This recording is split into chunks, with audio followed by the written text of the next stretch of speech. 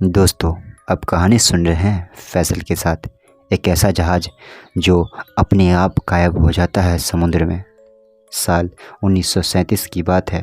भारत के पश्चिमी तट से कुछ किलोमीटर दूरी पर एक पुराना मालवाहक जहाज़ MV समुद्रा 9 कई सालों से बंद पड़ा था।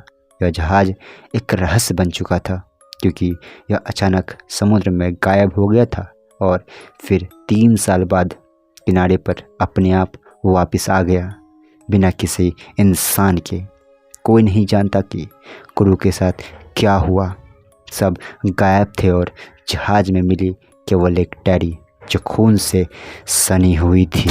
एक मशहूर पत्रकार रोहित अवस्थी, जिसने कई रहस्यमयी केस कवर किए थे, को जहाज पर एक डॉक्यूमेंट्री बनाने का मौका मिला। उसके साथ ही एक छोटी सी टीम, कैमरामैन दीपक, धोनी इंजीनियर नेहा और एक एक्सपर्ट प्रोफेसर घोष, जो समुद्री रहस्यों और पौराणिक कथाओं के जानकार थे। टीम ने जहाज पर कदम रखा तो सब कुछ वैसा ही था जैसा सालों पहले छोड़ा गया था। खाने की प्लेट अब भी टेबल पे थी, रेडियो अब भी झिरझिरा रहा था। नेहा ने महसूस किया जैसे कोई उन्हें देख रहा हो। जहाज के भीतर ठंडक थी, लेकिन समुद्र गर्म और उष्ण से भरा था। रात को जब उन्होंने जहाज पर रहने का फैसला किया तो वहाँ अजीब घटनाएं होना शुरू हो गई। दीपक ने दावा किया कि उसने एक आदमी को जहाज के दूसरे छोर पर देखा। उसके पास एक लाल टॉर्च था जो बार बार जल बुझ रही थी, लेकिन जब सब वहां पहुंचे वहां कुछ नहीं था। केवल जंग लगी जंजीरें और पानी से रिसती आवाजें आ रही थी।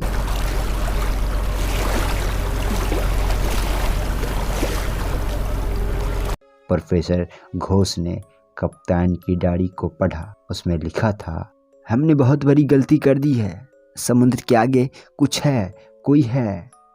रात को जब हम मलेशिया की ओर बढ़ रहे थे, कुछ काला साया हमारे जहाज पर चढ़ आया। अब हर रात हमारे आदमी गायब हो रहे हैं। कल रात चौथे इंजीनियर ने खुद को समुद्र में फेंक दिया। हमें डर है कि अब कोई नहीं बच पाएगा।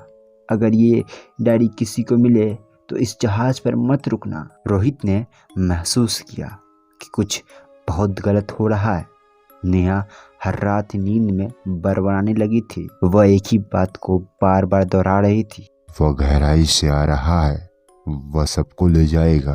वह गहराई से आ रहा है, वह सबको ले जाएगा। तीसरी रात जहाज का इंजन अपने आप चालू हो गया। वह खुद ब खुद समुद्र की ओर बढ़ने लगा।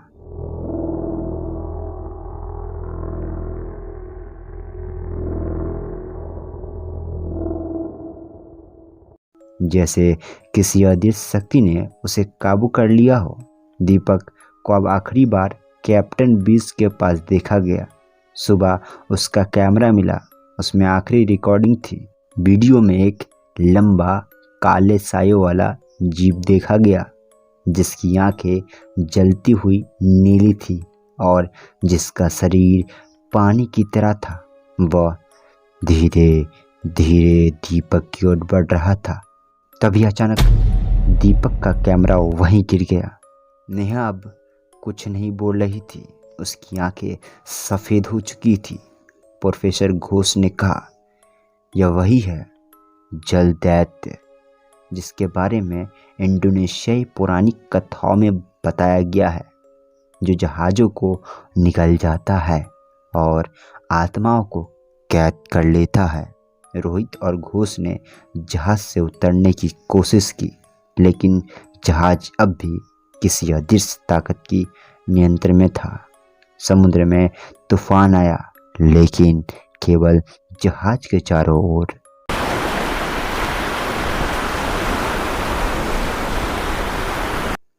एक एक कर सब गायब होते गए। घोष ने अंत में खुद को आग लगा ली। इससे पहले कि वो मेरी आत्मा ले जाए, मैं खुद को ही मार लूँगा। रोहित ने अंतिम रिकॉर्डिंग में कहा, अगर कोई ये वीडियो देखे, इस जहाज़ पर मत आना। यह एक कब्र है, एक शिकारी की जाल जो आत्माओं से खेलता है। समुद्रानो अब एक जीता जागता भूत बन चुका है। आज भी कभी कभी तटरक्षक रिपोर्ट करते हैं कि समुद्रानो को दूर समुद्र में तैरते हुए देखा गया, लेकिन जैसे ही कोई उसके पास जाता है वह गायब हो जाता है। कहते हैं कि रात को जब चांद पूरा होता है आप उस जहाज को देख सकते हैं, लेकिन आज भी उस लड़की की आवाज़ सुनाई देती है। वह गहराई से आ रहा है, वह सबको ले जाएगा। वह गहराई से आ रहा है, वह सबको ले जाएगा।